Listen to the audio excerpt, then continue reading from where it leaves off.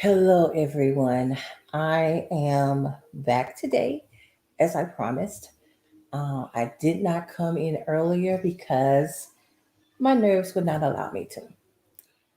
After returning home on Tuesday, I was fine. And then on yesterday morning, I got a call from DHH informing me that I had been in contact um, with someone who had tested positive for COVID-19.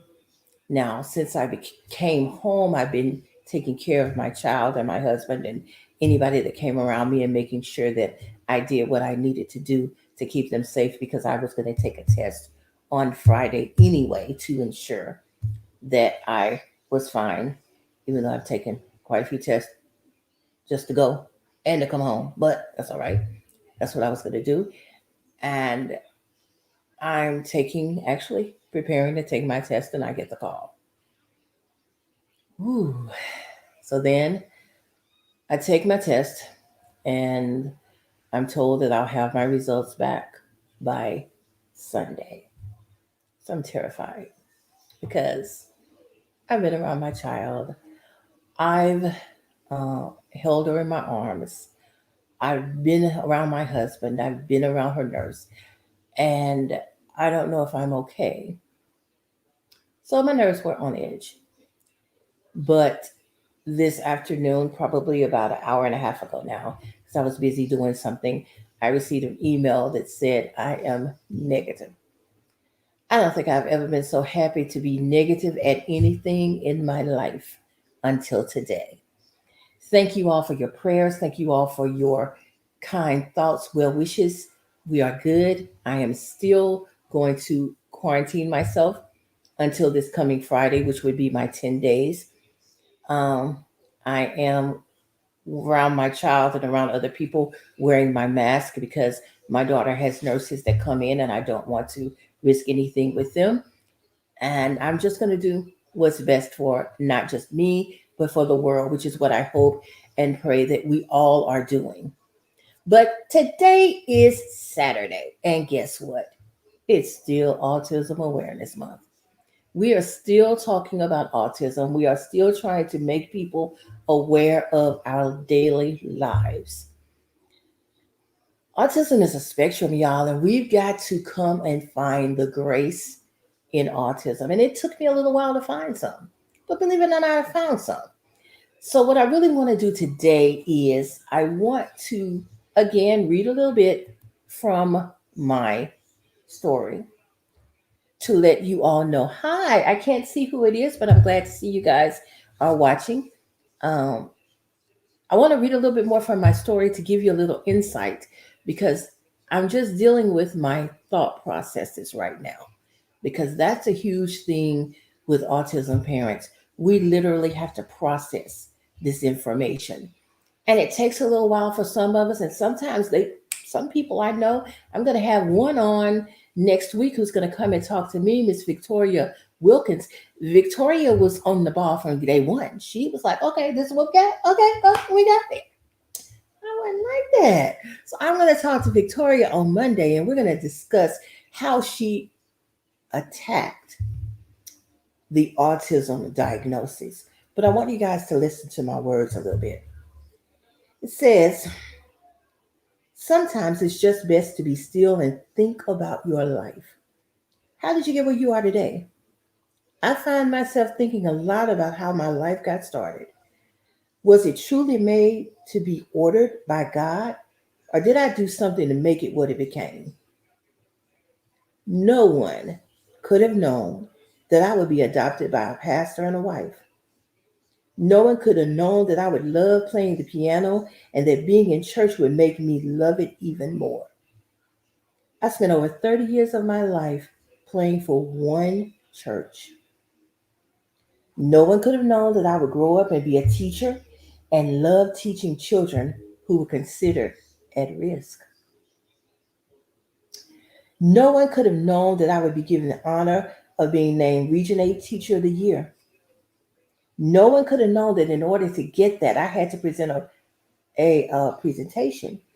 And in my presentation, I used the puzzle piece theme. No one could have known that April 2nd would be the day I choose for my baby shower. No one could have known that we would lose everything we owned in this great flood of 2016 and become homeless. No one could have known that we would meet a fellow autism mom whose passion it was to help other autism families navigate the journey. No one could have known that through that woman, I would meet another amazing autism mom who needed help cooking for her children because she had had a little fall and could not walk. No one could have known that we would purchase our first freestanding home from that amazing autism mom.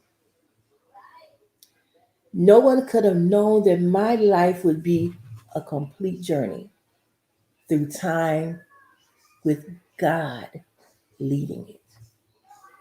What does all this mean? What am I supposed to do with all this information? And y'all, if I disappear, it's because my 9-year old walked through the room with absolutely nothing on. I hear her coming.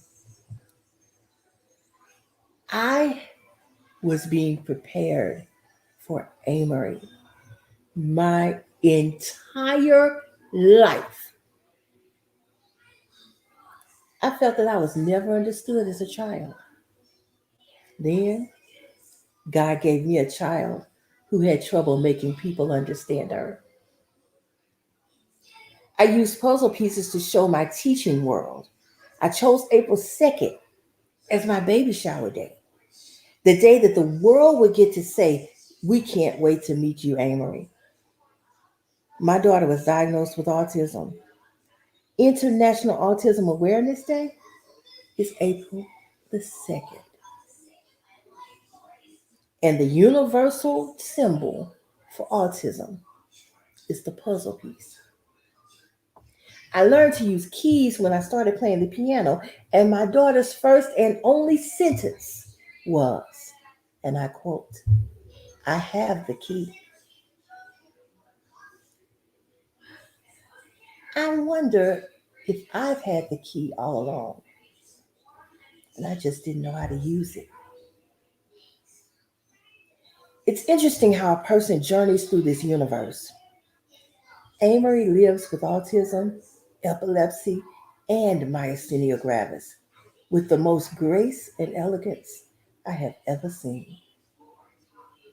We've watched Amory go through trial after trial after trial, coming out of it as though nothing ever happened. I wonder how she can do that. My daughter has been granted the grace of God over and over and over again. And what I had to learn was that because she was granted that grace, my family has also been granted that same grace. Birthing issues tried to take her. God's grace stepped in. Seizures tried to take her. God's grace stepped in.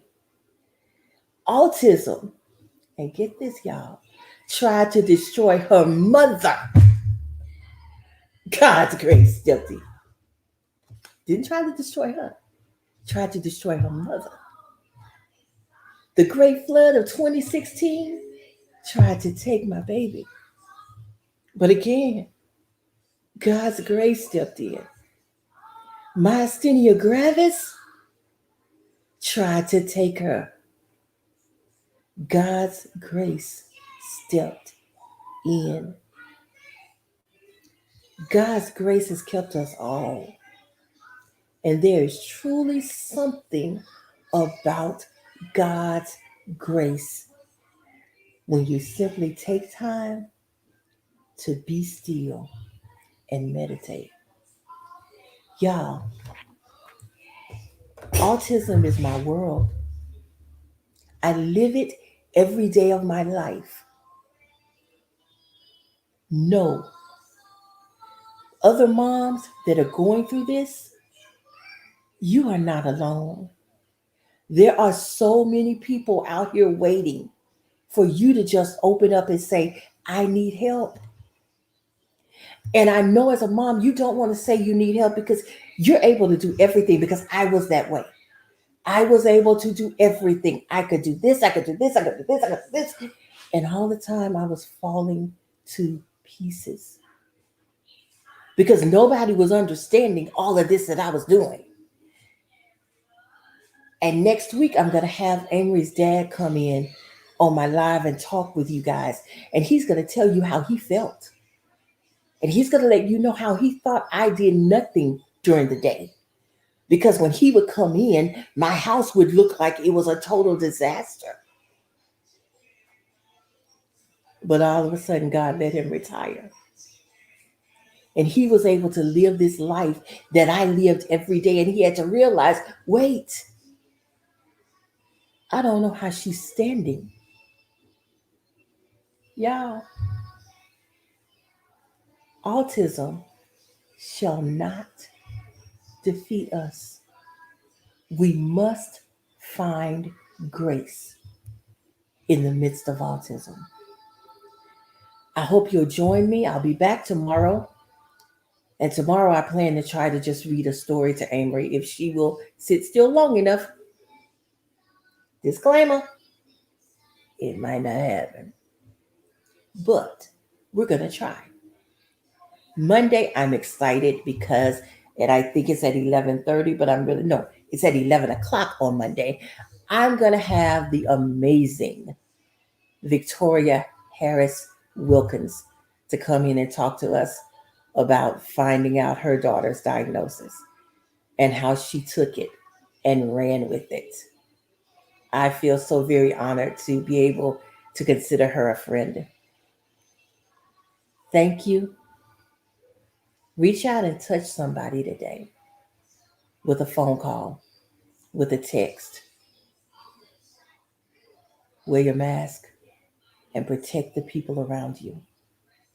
Got nothing but love for you, babies. Peace out.